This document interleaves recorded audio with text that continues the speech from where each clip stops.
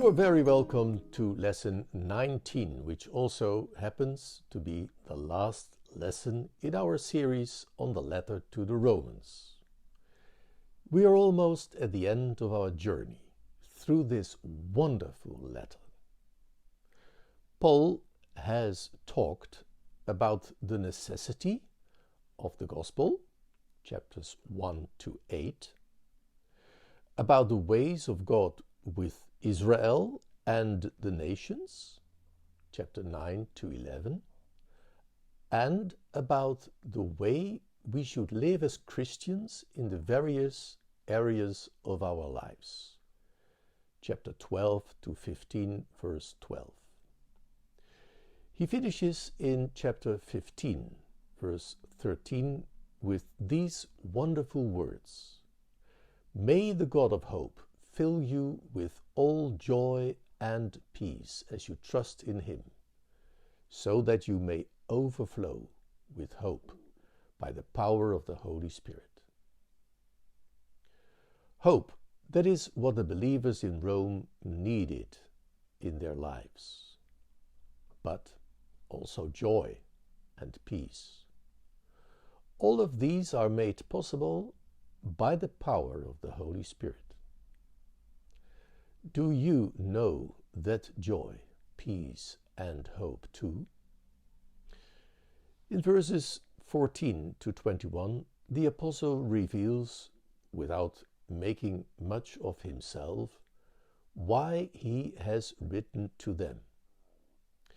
He wants to be a servant of Jesus Christ to the nations.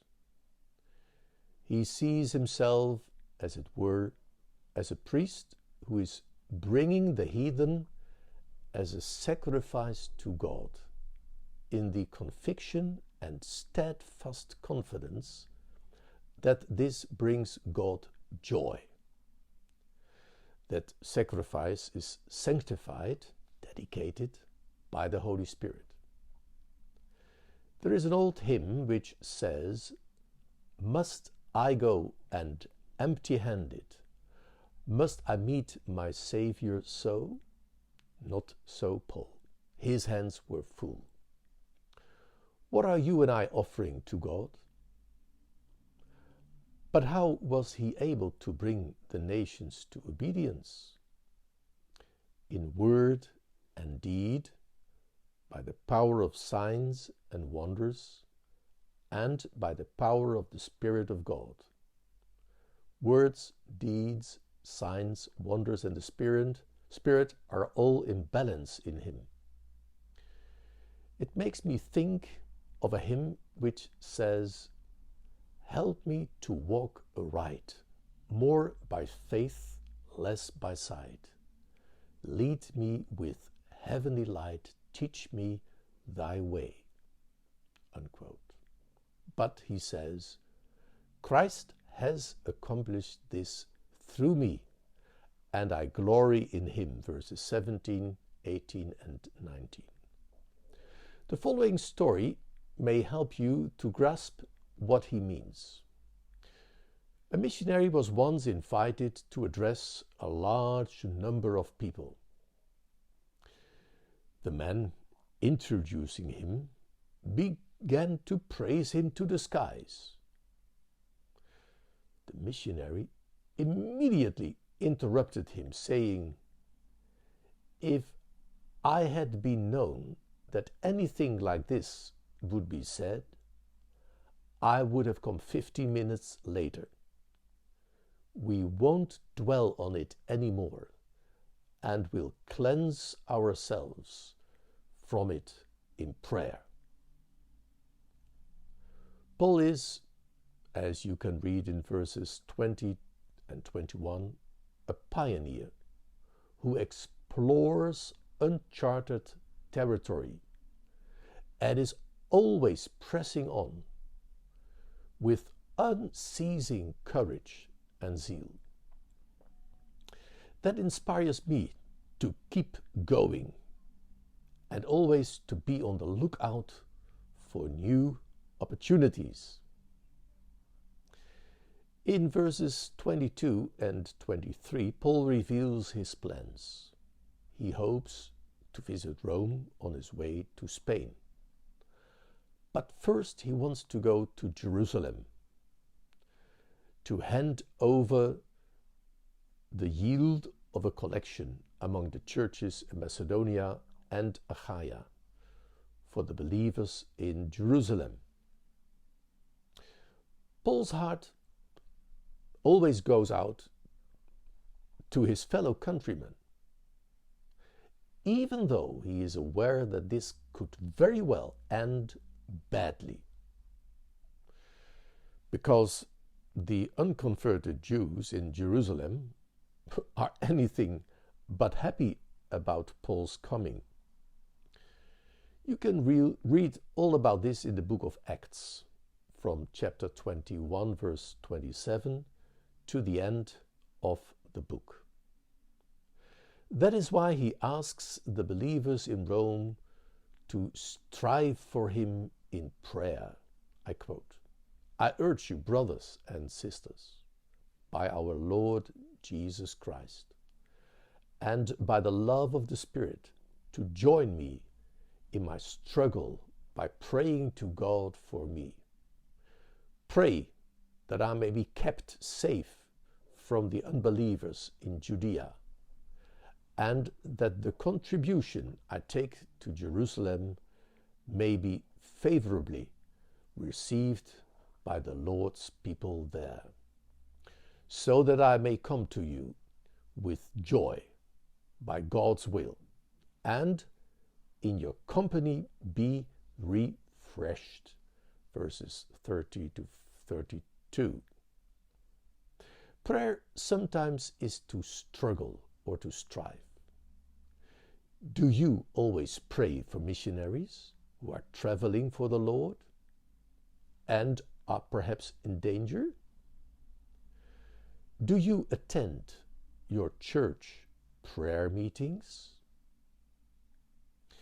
In chapter 16, Paul greets a whole series of believers. There are also several women among them, such as Phoebe, who is a servant of the church in Cenchrea, the port of Corinth. She probably carried this letter to Rome. Chapter 16 is well named "The Judgment Seat of Christ in Miniature." There is praise for everyone who has been faithful to the Lord. For everything done out of love for Jesus shall hold its value and stand forever. You can read about David's heroes in the Old Testament. Read 2 Samuel 23, verse 8 to 39. The Son of David, our Lord Jesus Christ, also has his heroes. They don't fight with swords and spears, but wear spiritual armor. Read Ephesians 6, verses 10 to 20. Do you also want to be a hero who receives praise at the judgment seat? That seat doesn't mean punishment for the Christian. For, I quote, "There is no fear in love, but perfect love drives out fear.